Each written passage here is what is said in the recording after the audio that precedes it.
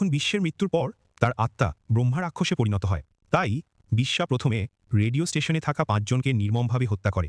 তাদের মৃত্যুর পর স্টেশনটি চিরতরে বন্ধ হয়ে যায়। কিন্তু কয়েক বছর পরে কিছু লোক একই রেডিও স্টেশনে যায় এবং দেখতে পায় যে এটি এখনও বন্ধ। এটি দেখে তারা তালা ভেঙে ভিতরে যায়। তারা প্রবেশ করার সাথে সাথেই স্টেশনের রেডিও, যা বহু বছর ধরে বন্ধ ছিল, স্বয়ংক্রিয়ভাবে কাজ করতে শুরু করে। তারপর একটি আওয়াজ ভেসে আসে, তোমাদের কেউ বাঁচবে না।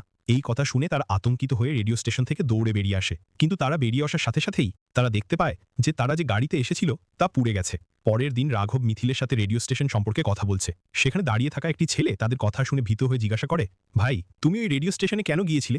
ওই জায়গাটা মোটেও ভালো নয়।